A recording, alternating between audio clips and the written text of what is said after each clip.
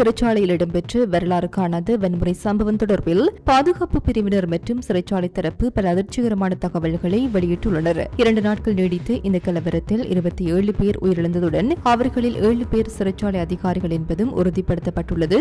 மேலும் பலர் கடுமையாக காயமடைந்து சிகிச்சை பெற்று வருகின்றனர். இந்த நிலையில் உயிரிழந்த சிறைச்சாலை அதிகாரிகளின் உடல்கள் இன்று காலை வாகன பேரணி மூலம் வெலிக்கடி சிறைச்சாலைக்கு கொண்டுவரப்பட்டன. குறித்த அதிகாரிகளுக்கு இறுதி மரியாதை செலுத்தப்பட்ட பின்னர் உடல்கள் அவர்களது குடும்பத்தினரிடம் ஒப்படைக்கப்பட உள்ளன. பாதுகாப்பு பிரிவினரின் தகவலின்படி கடந்த ஞாயிற்றுக்கிழமை முற்பகல் சுமார் 11 மணியளவில் சிறைச்சாலைக்குள் மோதல் ஆரம்பமானது. சிறைச்சாலைக்குள் போதைப்பொருள் கடத்தலில் ஈடுபடும் குழுவினருக்கும் அவற்றை பற்றிய தகவல்களை அதிகாரிகளுக்கு வழங்கியதாக கூறப்படும் கைதிகளுக்கும் இடையிலான பகைமையே இந்த வன்முறைக்கு காரணமாக இருந்ததாக ஆரம்பகட்ட விசாரணைகளில் தெரியவந்துள்ளது. அதிகாரிகளின் தகவலின்படி இந்த மோதலை கடுவெல்லேகம சுரேஷ் என்ற கைதி வழிநடத்தியதாக கூறப்படுகின்றது. அவரின் தரப்பை சேர்ந்த கைதிகள் அதிகாரிகளுக்கு தகவல் வழங்கியதாக கருதப்பட்டு 29 வயதுடைய வர்ணகுல சூரிய நிலங்க துல்ஷான் மற்றும் 31 வயதுடைய கனிவத்து ஆராய்ச்சி லக்கே கயான் சம்பத் ஆகிய 2 கைதிகளை கொடூரமாக தாக்கியதில் அவர்கள் உயிரிழந்தனர். இந்த தாக்குதலுக்கு பின்னர் பாதுகாப்பு பிரிவினர் தலையிட்டு நிலைமையை தற்காலிகமாக கட்டுப்பாட்டுக்குள் கொண்டு வந்து கைதிகளை மீண்டும் வரட்டுகளுக்குள் அடைத்தனர். ஆனால் அந்த இடைவெளியை பயன்படுத்திய சில கைதிகள் சிறைச்சாலை வைத்தியசாலை உடைத்து மனநல நோயாளிகளுக்கு வழங்கப்பட்டு மருந்துகள் மற்றும் மாத்திரைகளை கொள்ளையடித்துள்ளனர். மறுநாள் காலை கைதிகளுக்கு உணவு வழங்கப்பட்ட போது மீண்டும் பதற்றம் வெடித்தது. சுரேஷின் தரப்பை சேர்ந்த கைதியொருவர் எதிர்த்தரப்பை சேர்ந்த கைதியை அறைந்ததை தொடர்ந்து சுமார் 100 கைதிகள் ஒன்று கூடி அவரை சூழ்ந்து தாக்கியதாக அதிகாரிகள் தெரிவித்தனர். அந்த கைதியை மீட்க முயன்ற 2 சிறைச்சாலை அதிகாரிகள் அவரை விகாரை பகுதிக்கு அழைத்து சென்ற போதும் தாக்குதல் நடத்திய கைதிகள் அதிகாரிகள் மீது கற்களை வீசி தாக்கினர். இதனையடுத்து இரு தரப்பினருக்கும் இடையே மிகப்பெரிய மோதல் வெடித்தது. நிலைமையை கட்டுப்படுத்த சென்று பல்லன் சேன சிறைச்சாலையின் புதிய பிரதம ஜெயிலரும் தாக்குதலுக்கு இலக்கானார். பின்னர் அவரை காப்பாற்றி செல்ல முயன்ற அதிகாரிகள் மீது மீண்டும் தாக்குதல் நடத்தப்பட்டதுடன் ஒரு கைதி கூர்மையான ஆயுதம் போன்ற பொருளால் அதிகாரி ஒருவரை தாக்க முயன்றதாகவும் கூறப்படுகிறது. அந்த நேரத்தில் சில கைதிகள் அதிகாரிகளை அங்கிருந்து விலகுமாறு எச்சரித்த போதும் மற்றொரு குழு தொடர்ந்து தாக்குதலில் ஈடுபட்டதாக விசாரணைகளில் தெரியவந்துள்ளது. இதற்கிடையில் சிறைச்சாலையின் விரைவு அதிரடிப்படை உள்ளே நுழைந்த போது அவர்களும் தாக்குதலுக்கு உள்ளாகினர். சில அதிகாரிகளின் தலைகள் மீது பெரிய கற்கள் வீசப்பட்டதாகவும் பலர் கடுமையான காயங்களுக்கு உள்ளானதாகவும் பாதுகாப்பு தரப்பினர் தெரிவித்துள்ளனர். வன்முறையின் உச்சகட்டமாக கைதிகள் பாதுகாப்பு அறையையும் ஆயுத களஞ்சியத்தையும் உடைத்து அங்கிருந்து ஒரு ட்ரிபீட்டர் துப்பாக்கி மற்றும் ஒரு T-56 ரக துப்பாக்கியை கைப்பற்றியுள்ளனர். பின்னர் அந்த ஆயுதங்களை பயன்படுத்தி அதிகாரிகள் மற்றும் எதிர்த்தரப்பு கைதிகள் மீது துப்பாக்கிச் சூடு நடத்தியதாக விசாரணைகளில் தெரியவந்துள்ளது. பின்னர் பாதுகாப்பு பிரிவினர் 2 ஆயுதங்களையும் மீட்டதாக அதிகாரிகள் தெரிவித்தனர். வன்முறையின் போது சிறைச்சாலையின் அத்தியாவசிய வசதிகள், பாதுகாப்பு அறைகள், நிர்வாக அலுவலகங்கள் மற்றும் சிறை அத்தியட்சர்களின் உத்தியோகபூர்வ அறை உள்ளிட்ட பல இடங்கள் சேதப்படுத்தப்பட்டுள்ளன. இந்த சம்பவத்தின் பின்னர் நீர்கொழும்பு சிறைச்சாலையில் இருந்து 1033 கைதிகள் பாதுகாப்பு காரணங்களால் அனுராதபுரம், பூசா, மகர, ஜாழ்ப்பாணம், மட்டக்களப்பு, அங்குணகுலபெச மற்றும் போகம்பரி உள்ளிட்ட பல்வேறு சிறைச்சாலைகளுக்கு அவசரமாக மாற்றப்பட்டு உள்ளனர். மோதலை வழிநடத்தியதாக கூறப்படும் கடுவெல்லேகம சுரேசும் பூசா ஆதி உயர் பாதுகாப்பு சிறைக்கு மாற்றப்பட்டுள்ளார். இந்த நிலையில் பூசா சிறைச்சாலைக்கு மாற்றப்பட்ட கைதி ஒருவர் திடீர் உடல்நலக்குறைவால் காலிகராப்பட்டி வைத்தியசாலையில் அனுமதிக்கப்பட்ட பின்னர் உயிரிழந்ததாக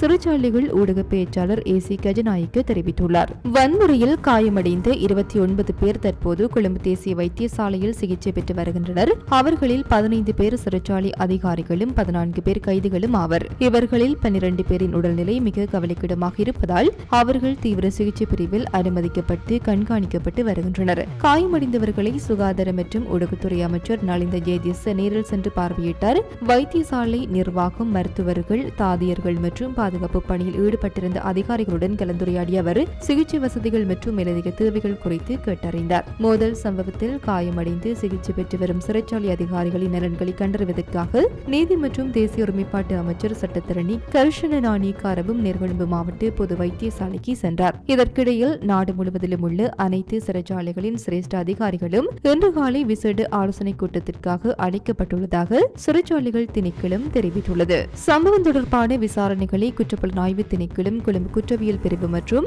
இலங்கை மனித உரிமைகள் ஆணைக்குழு இணைந்து முன்னெடுத்து வருகின்றன. CID அதிகாரிகள் நீர்கொழும்பு நீதிவான் நீதிமன்றில் ஆரம்ப அறிக்கையை சமர்ப்பித்துள்ளதுடன் சாட்சியாளர்களின் வாக்குமூலங்களும் பதிவு செய்யப்பட்டு வருகின்றன. குற்றப்புலனாய்வு திணைக்களத்திற்கு பொறுப்பான சிரேஷ்ட பிரதி போலீஸ் மா அதிபர் அசங்க கரவிட்டு சம்பவ இடத்திற்கு சென்று விசாரணைகளை நேரடியாக கண்காணித்துள்ளார். மனித உரிமைகள் ஆணைக்குழுவும் தனித்தனி விசாரணை ஆரம்பித்து தெரிவித்துள்ளதாக ஆணையாளர் நிமால் ஜி பொஞ்சிகேவா தெரிவித்துள்ளார். மேலும் நீர்கொழும்பு சிறைச்சாலையில் ஏற்பட்ட சம்பவம் குறித்து இலங்கையில் உள்ள ஐக்கிய நாடுகள் சபையின் வதிவிட ஒருங்கிணைப்பாளர் மார்க் என்ட்ரே பிரெஞ்ச் தனது ஆழ்ந்த இரங்கலை தெரிவித்துள்ளார். ஐக்கிய நாடுகள் சபை விடுத்துள்ள அறிக்கையில் இந்த துயர சம்பவத்தினால் பாதிக்கப்பட்ட குடும்பங்களுக்கு தனது இரங்கலை தெரிவித்துக் கொண்டதுடன் காயமடைந்தவர்கள் விரைவில் குணமடைய பிரார்த்திப்பதாகவும் குறிப்பிட்டுள்ளார். அத்துடன் இச்சம்பவத்தில் பாதிக்கப்பட்ட கைதிகள் அரசின் பராமரிப்பு மற்றும் பாதுகாப்பின் கீழ் இருந்தவர்கள் என்பதால் சிறைச்சாலை அமைப்பில் பணிபுரியும் அதிகாரிகள் மற்றும் அங்குள்ள கைதிகள் ஆகிய இரு தரப்பினருமே கூடுதல் பாதுகாப்பிற்கு உரித்துடையவர்கள் என்றும் அந்த பாதுகாப்பை உறுதிப்படுத்துவது அரசின் அடிப்படை பொறுப்பாகும் என்றும் குறித்த அறிக்கையில் சுட்டிக்காட்டப்பட்டுள்ளது. மறுபுறம் நீர்கொழும்பிலிருந்து பிற சிறைச்சாலைகளுக்கு மாற்றப்பட்ட கைதிகள் மீது தாக்குதல்கள் மற்றும் சித்திரவதைகள் இடம்பெறுவதாக தமக்கு நம்பகமான தகவல் கிடைத்துள்ளதாக கைதிகள் உரிமைகளை பாதுகாக்கும் குழு குற்றம் சாட்டியுள்ளது. தடுப்பு காவலில் உள்ள கைதிகளுக்கு எதிரான எந்தவொரு வன்முறையும் அடிப்படை மனித உரிமைகளை மீறும் செயலாகும் என அந்த அமைப்பு வலியுறுத்தி உடனடியாக அவற்றை நிறுத்துமாறு சம்பந்தப்பட்ட அதிகாரிகளிடம் கோரிக்கை விடுத்துள்ளது. இதற்கிடையில் தங்களது கடமை நிறைவேற்றும் போது உயிரிழந்த 7 சிறைச்சாலை அதிகாரிகளுக்கும் சிறைச்சாலைகள் திணைக்களம் உத்தியோகபூர்வ அஞ்சலி செலுத்தியுள்ளது. உயிரிழந்த அதிகாரிகள் தங்களது கடமையை செய்யும் போது உயிரை அர்ப்பணித்தொன்மையான வீரர்கள் என திணைக்களம் பாராட்டியுள்ளதுடன் அவர்களது குடும்பங்களுக்கு ஆழ்ந்த இரங்கலையும் தெரிவித்துள்ளது. உயிரிழந்த அதிகாரிகளுக்கான இறுதி சடங்குகள் முழுமையான திணைக்கள மரியாதையுடன் நடத்தப்பட உள்ளதாகவும் நாட்டின் சிறைச்சாலை வரலாற்றில் ஒரே சம்பவத்தில் இத்தனை அதிகாரிகள் உயிரிழந்தது முன்னெப்போதும் இல்லாத சோகமான நிகழ்வாக கருதப்படுவதாகவும் சிறைச்சாலை வட்டாரங்கள் தெரிவித்துள்ளன. தற்போது நீர்கொழும்பு சிறைச்சாலையில் பாதுகாப்பு பலப்படுத்தப்பட்டுள்ளதுடன் கைதிகளின் உறவினர்கள் சிறைச்சாலைக்கு வெளியே திரண்டுள்ள நிலையில்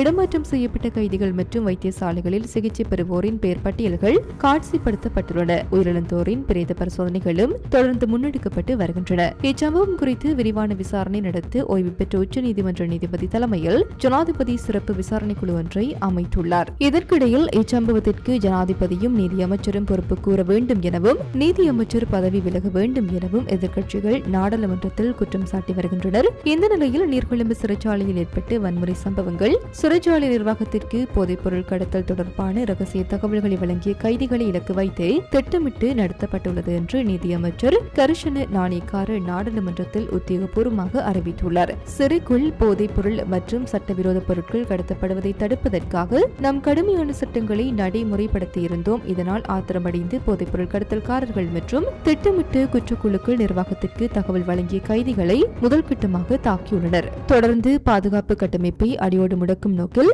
பல மில்லியன் பெறுமதியான அதிநவீன ஸ்கேனர்கள் மற்றும் சிசிடிவி கேமராக்களை அவர்கள் திட்டமிட்டு அளித்துள்ளனர். கைதிகள் இரும்பு கதவை உடைத்து தப்ப முயன்ற போது பொது பாதுகாப்பிற்கு பெரும் அச்சுறுத்தல் அளவிருந்தது. நிராயுத பாணிகளாக இருந்து சக அதிகாரிகளை மீட்டு சென்ற போதே பல சிறை அதிகாரிகள் கொடூரமாக கொல்லப்பட்டனர். இந்த பாரதூரமான துன்பியல் சம்பவத்திற்கு அரசாங்கம் முழு பொறுப்பேற்கின்றது என தெரிவித்தார். எனினும் நீர்கொழும்பில் இடம்பெற்ற இச்சம்பவம் மக்கள் மத்தியில் பெரும் பதற்றத்தையும் அச்சத்தையும் ஏற்படுத்தியுள்ளமை குறிப்பிடத்தக்கது.